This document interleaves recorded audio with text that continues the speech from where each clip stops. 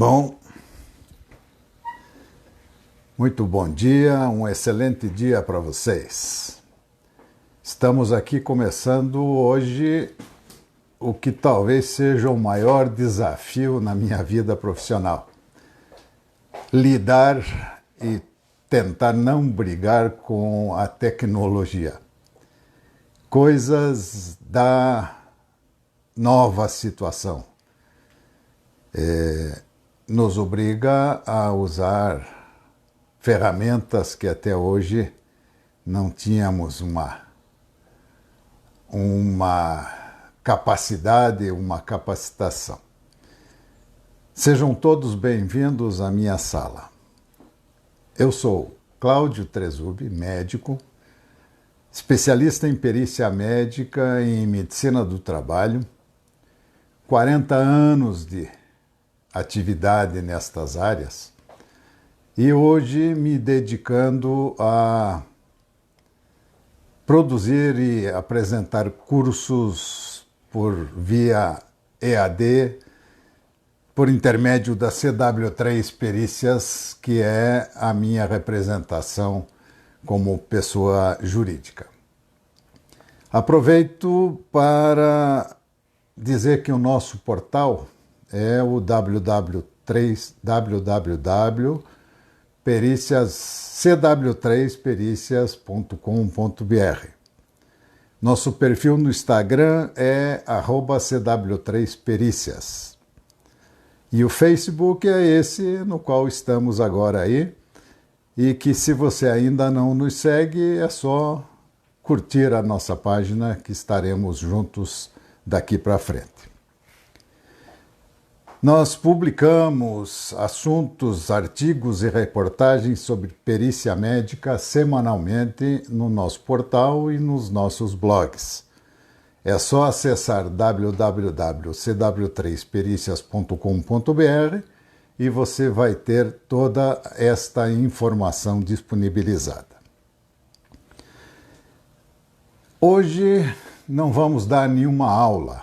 Hoje nós vamos bater um papo, aproveitando este isolamento compulsório que a epidemia nos impõe, e vamos aqui conversar a respeito de como fica o nosso trabalho, o nosso dia a dia de peritos e de médicos do trabalho, nesta situação nova e inesperada que é a epidemia e esta nossa necessidade compulsória de nos isolarmos, de pararmos com nossa atividade. Antes de entrar no assunto em definitivo, quero voltar um pouquinho no tempo, para uns dias antes da parada, desta determinação de parada que aconteceu, e que a gente estava ainda naquele torvelinho de saber que o vírus estava aí, que a doença estava começando, mas sem entender muito bem o que isto representaria ou estaria representando na nossa vida.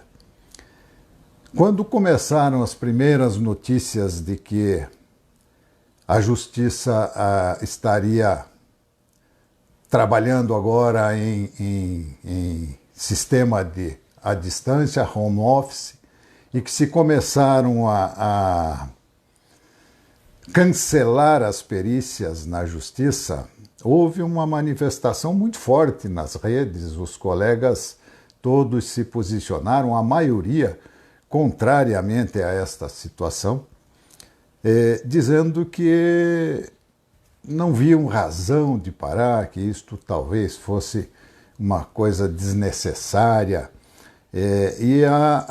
O movimento foi assim bastante intenso nesses dias, nos primeiros dias em que essas coisas aconteceram.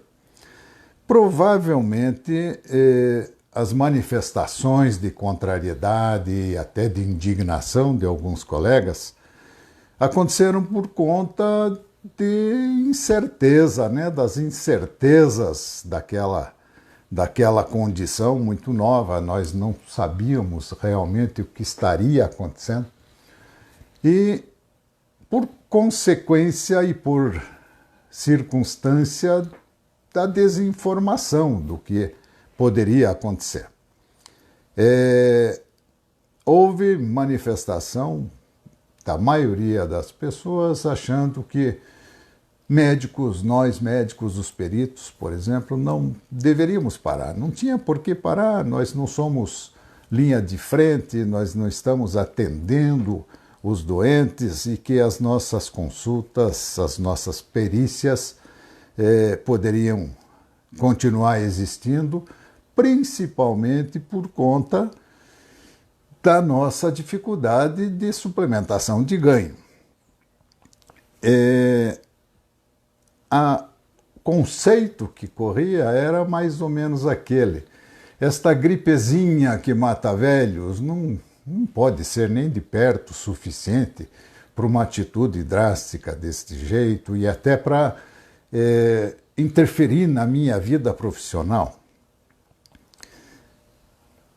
Feitas essas colocações, rapidamente eu percebi que houve uma mudança de pensamento na maioria dos nossos colegas e que muito breve, muito rapidamente, passaram a entender que sim, o médico perito também tinha um papel, deveria ter um papel ativo neste combate à epidemia e que grande parte deste papel seria realmente nós também participarmos, enquanto cidadãos até, das medidas de contenção da epidemia que o governo estava implementando.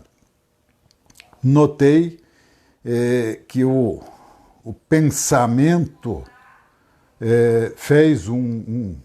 houve uma mudança no pensamento dos colegas e que rapidamente entendemos que sim, nós fazemos parte da comunidade, mais de uma comunidade médica que teria por obrigação, que teria por dever até, colaborar para que a doença não se disseminasse e principalmente para que não houvesse aquela explosão da curva, né? E que o nosso sistema de saúde entrasse em colapso rapidamente. Eu particularmente percebi mudança de tom nas mensagens, nas comunicações entre os grupos de médicos e senti aflorar um médico dentro de cada um, mais preocupado agora com o bem-estar geral, com o bem-estar social, do que com a própria individualidade. E na ocasião até fiquei me perguntando por que é tão difícil para nós, na sociedade atual, na sociedade moderna, deixarmos de pensar egoisticamente, né, no que é bom para mim, no que é que eu preciso ou como é a minha vontade. Como é difícil a gente abrir a cabeça e pensar de repente que esta é uma situação que extrapola a minha individualidade, o meu direito, a minha vontade até.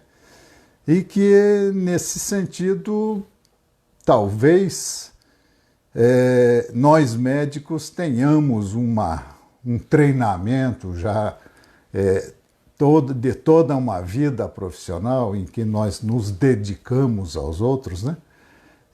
E aí talvez não seja mais fácil de mudar este enfoque. E foi o que eu vi que aconteceu. Naquela ocasião, ainda no fervor da discussão, da novidade, inclusive, eu rascunhei algumas razões e cheguei à conclusão de que, sim, nós, peritos e até os médicos do trabalho que tivessem esta condição, deveríamos parar. E deveríamos parar de maneira geral. Todos os médicos peritos deveriam parar. Por que parar? Principalmente porque, como cidadãos, nós também devemos colaborar com as medidas gerais do governo, né? As medidas gerais da sociedade nesse sentido. E parando de maneira geral, aqueles que pudessem ou que podem obedecer às novas diretrizes trabalhistas, às novas determinações nesse sentido, as flexibilizações que acontecem no contrato de trabalho, até e no sistema de trabalho, deveriam sim suspender as suas atividades do ponto de vista de aquelas que são eletivas. Deveríamos parar todos, sim. Talvez com exceção dos legistas nos IMLs, não entendi eu que nós teríamos alguma urgência ou emergência no sentido de continuar com o nosso trabalho pericial. Primeiro ponto seria este: vamos parar para, como cidadãos, colaborar com as medidas gerais do governo e do Ministério da Saúde no combate da crise.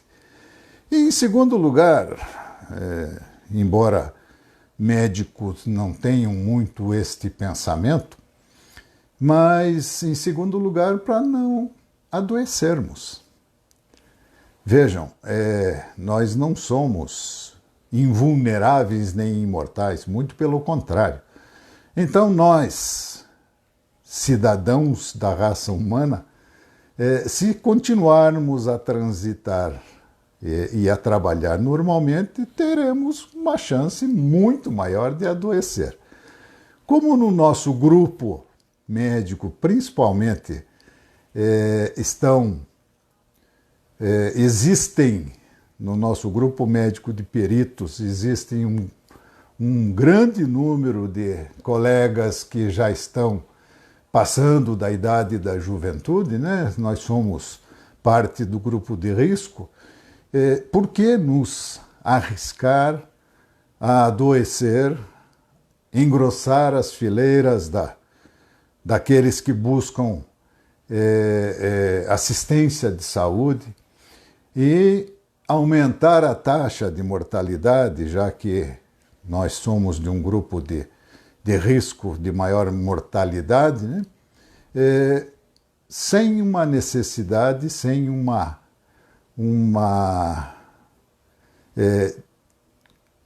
razão específica que não a financeira, né? A monetária.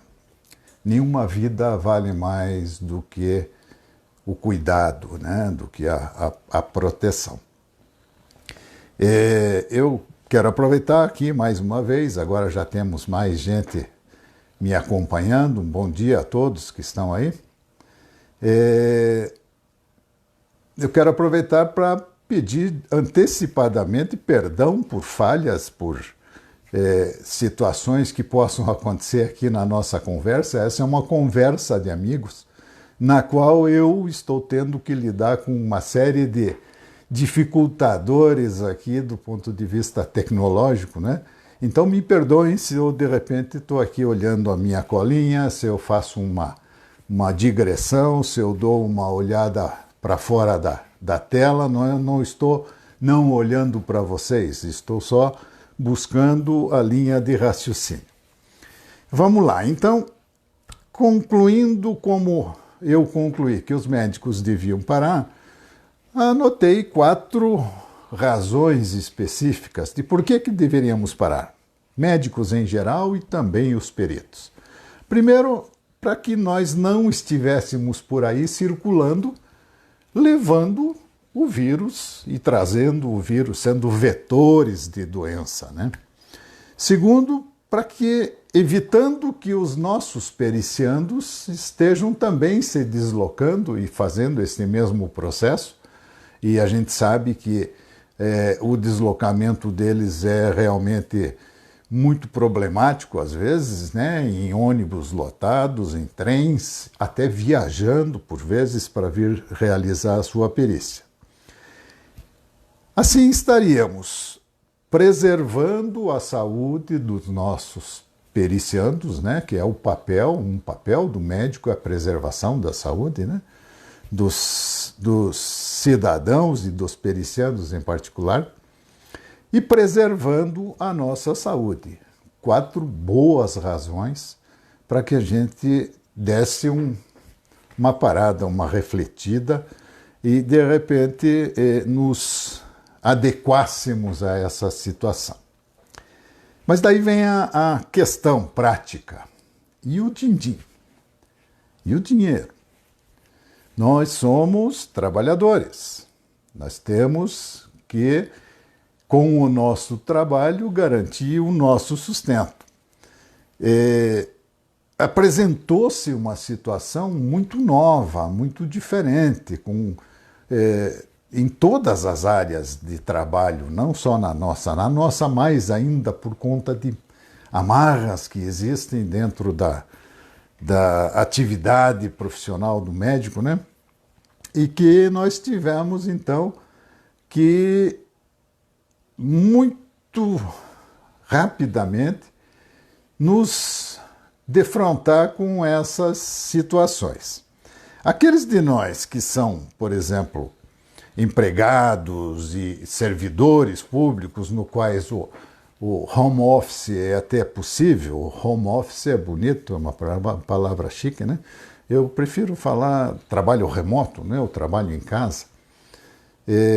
Por exemplo, os peritos administrativos e os peritos do INSS, no qual se desenvolveram ferramentas e maneiras de se executar, se não todo o trabalho, pelo menos grande parte dele ou alguma parte dele, no sentido de que a máquina continue funcionando e que nós tenhamos a possibilidade de ainda ter uma produção, vamos dizer assim, dentro dessa situação. Volta a questão dos peritos judiciais, dos autônomos, né? Como é que um perito que trabalha por sua conta, sem vínculo de emprego, por exemplo, na Justiça Federal Previdenciária, poderia trabalhar em casa.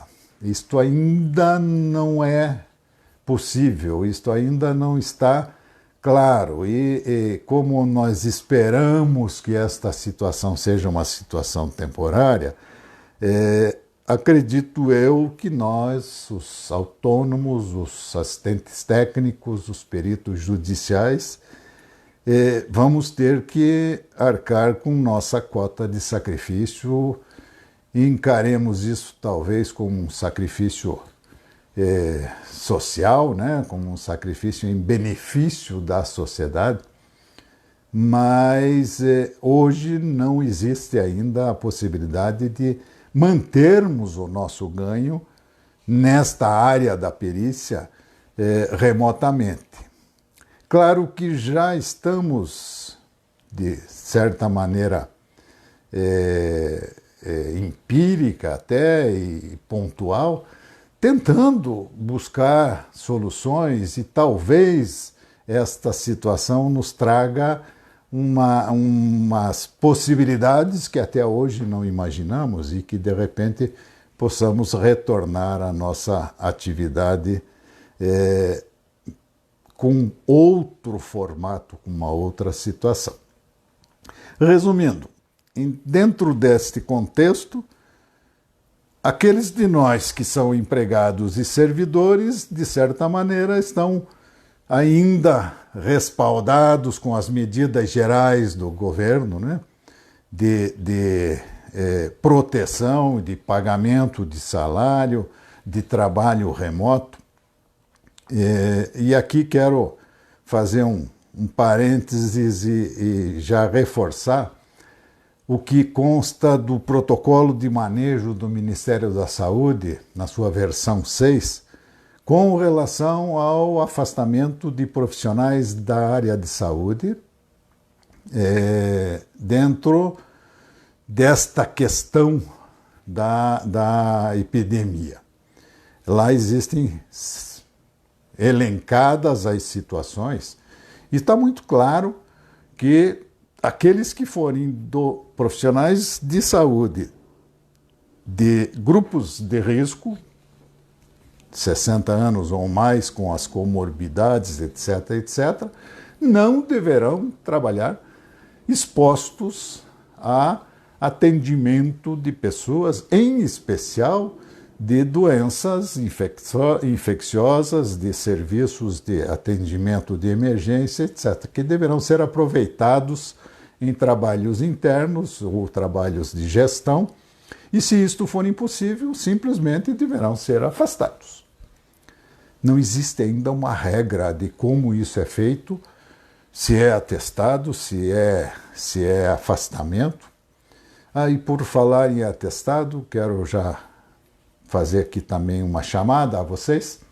Publicamos ontem um artigo no nosso portal a respeito dos atestados e da conduta do médico nesta situação de emergência de saúde pública aí da Covid.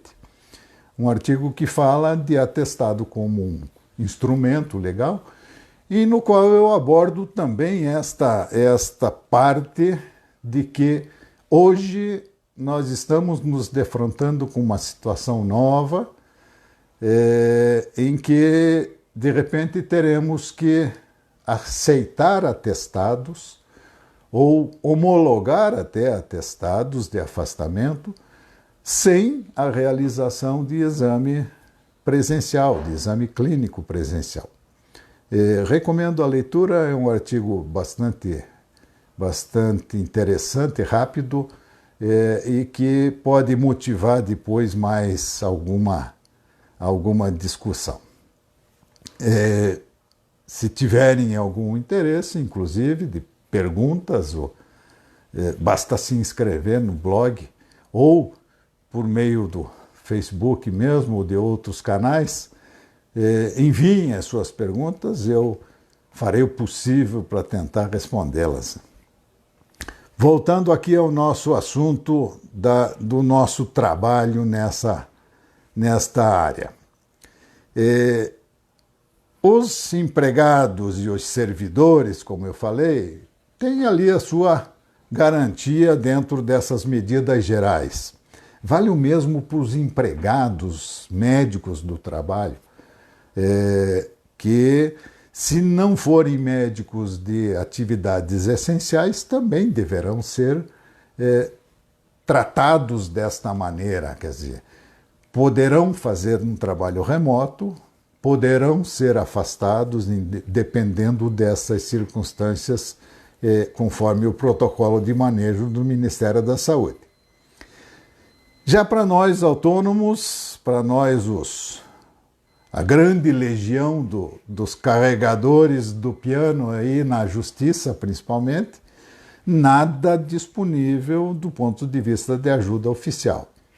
A ajuda dos R$600, acredito eu que seria uma medida extrema e nem sei se nós estaríamos incluídos dentro desta situação. É melhor deixar esse dinheiro para quem tem uma realidade muito pior do que a nossa, né?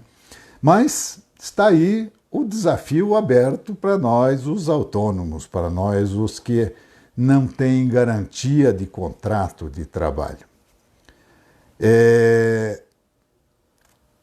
Vamos torcer para que este nosso sacrifício, para que essa nossa atitude de apoio tem um tempo muito curto de duração, né? Nós já passamos aí muitos perrengues, o pessoal da Justiça Federal, por exemplo, ficou um ano praticamente sem receber, o pessoal da Justiça Trabalhista está tendo dificuldade ainda com a questão das sucumbências, etc. Mas mais este sacrifício nos está sendo pedido e eu tenho certeza que nós vamos também tirar de letra esta outra condição. O que é que eu posso visualizar em termos de, não do nosso trabalho, mas da nossa continuidade na área? Vamos aproveitar esse tempo, esse período de recolhimento, não só para meditar e rever a nossa vida mesmo pessoal, né, e profissional, para, de repente, organizarmos os nossos arquivos, nossos modelos, a nossa parte burocrática do trabalho. Vamos aproveitar, por que não, para atualizar conhecimentos. Esse é um bom período para, por exemplo, usarmos a tecnologia para adquirir conhecimentos.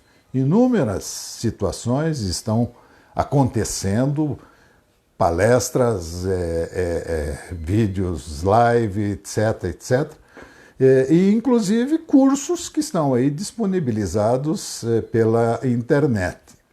Aproveito para puxar a brasa para minha sardinha. Nós temos um curso disponível sobre perícia em benefícios por incapacidade.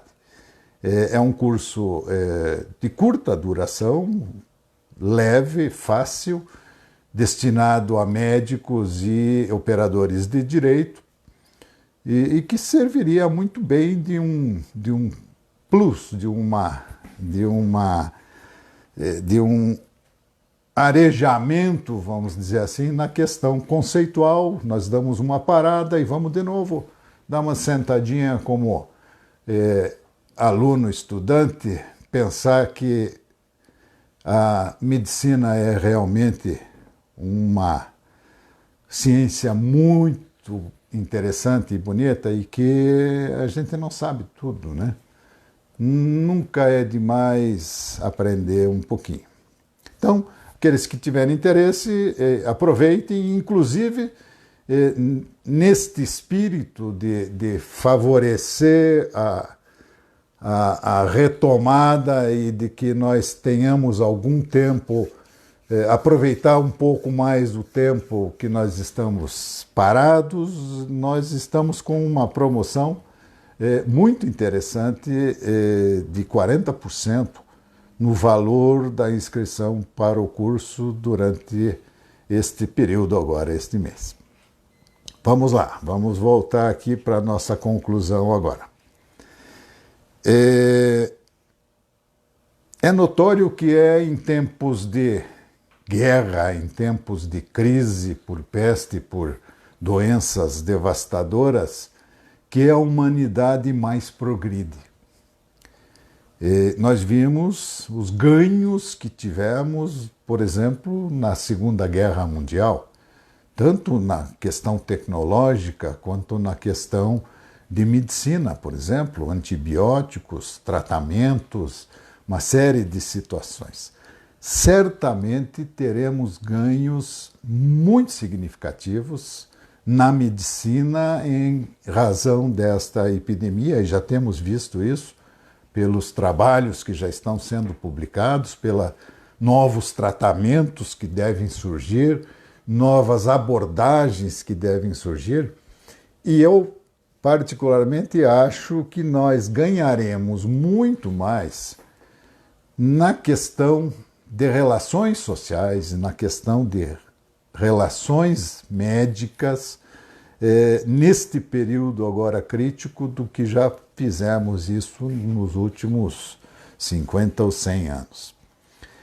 Nós estamos tendo, já neste momento, uma amostra disso. Vejam, eu aqui, um peritossauro teimoso, mexendo com tecnologia de alta complexidade, e que isto seguramente vai nos trazer um ganho muito grande.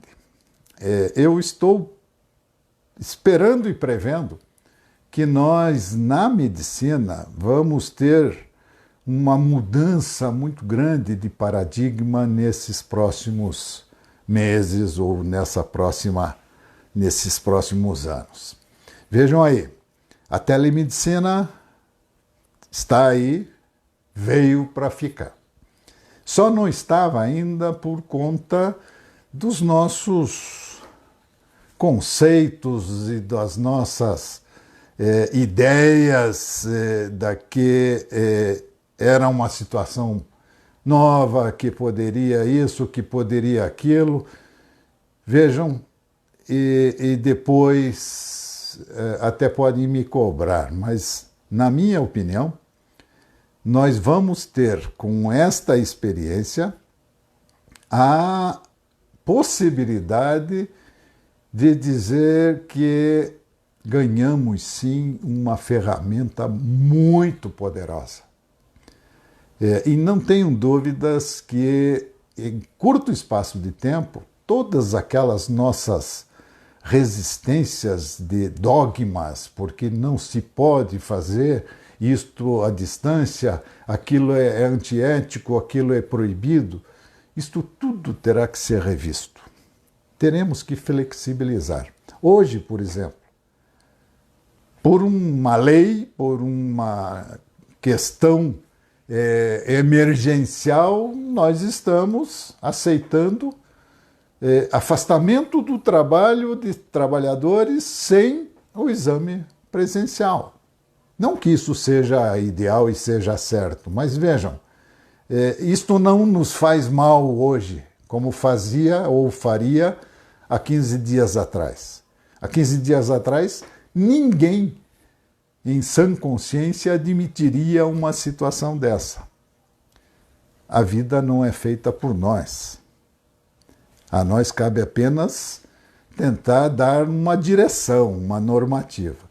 E eu vejo a telemedicina exatamente como uma ferramenta que está aí e é muito poderosa e veio para ficar.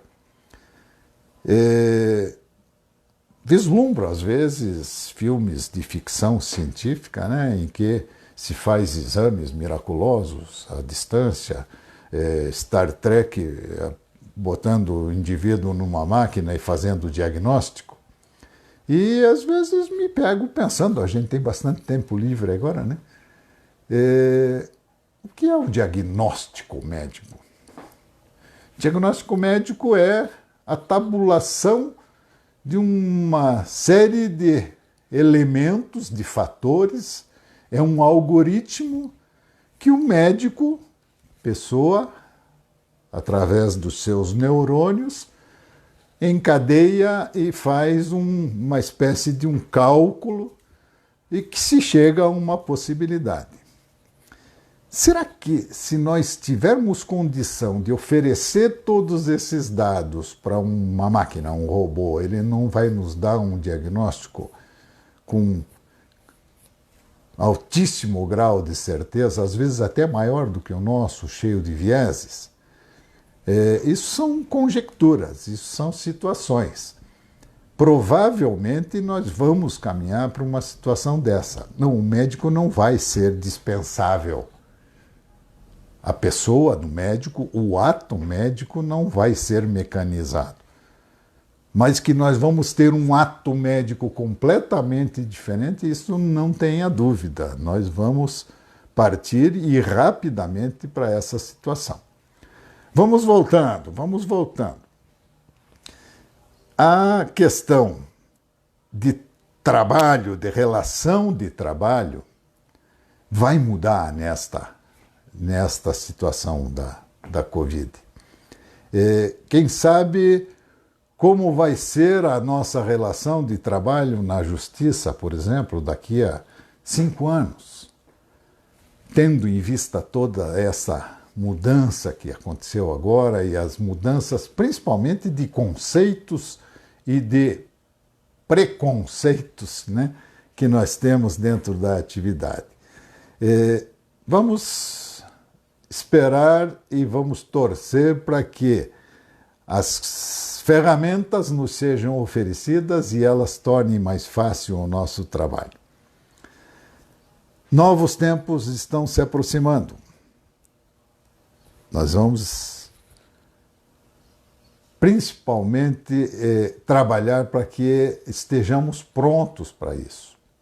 Voltando à questão da telemedicina, qual é o nosso papel agora? Nós temos que tentar colaborar ao máximo nessa situação, avaliar, depois de passada esta primeira fase, tentar dar aos nossos dirigentes, principalmente ao Conselho Federal de Medicina, um feedback do que é interessante, do que não é, de o que precisaria ter um controle maior ou que poderia ser flexibilizado, para que, de repente, nós tenhamos este progresso significativo.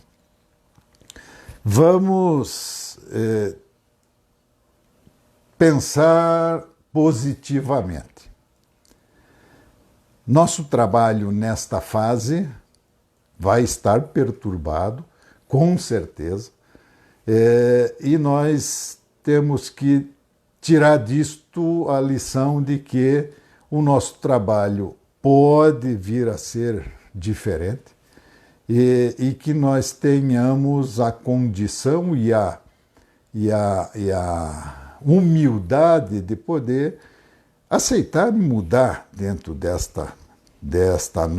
deste novo paradigma. Antes de terminar, quero dizer que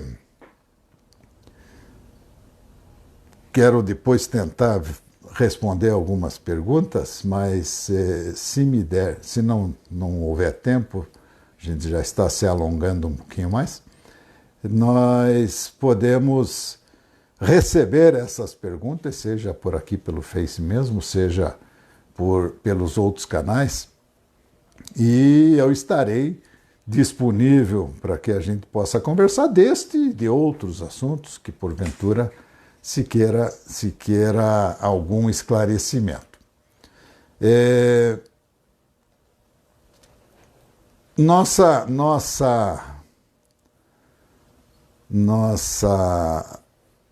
atuação agora tem sido no sentido de desenvolver cursos.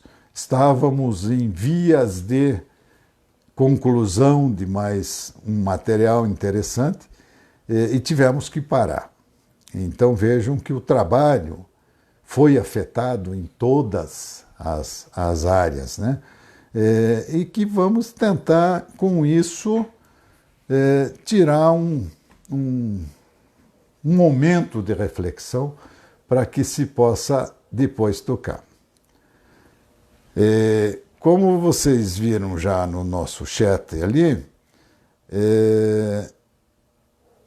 nós gostaríamos de saber as experiências de vocês, como é que vocês estão encarando essa situação, como é que vocês estão vendo esta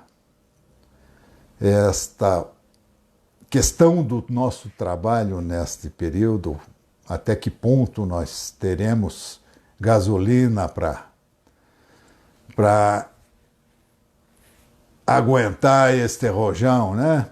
E vamos esperar que os nossos processos experimentais, que as nossas atitudes de tratamento, etc., que estão acontecendo aí, resolvam essa questão desta epidemia e que a gente possa de novo nos encontrar pessoalmente sem este pavor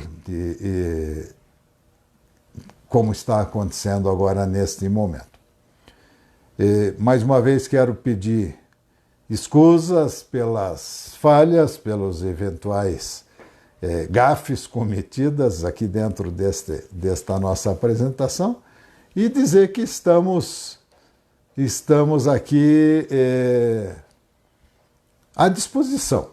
Nosso conhecimento é um conhecimento de experiência, vivência basicamente, e sempre procuramos aprender.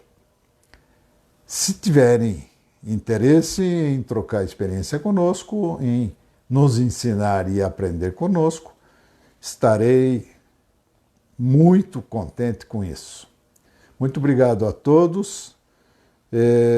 Espero que possamos nos encontrar novamente. E se tiverem a bondade de me dirigir as perguntas através do nosso chat, vai continuar aberto, o link está aí disponível. Eu terei muito prazer em continuar conversando com cada um de vocês em particular.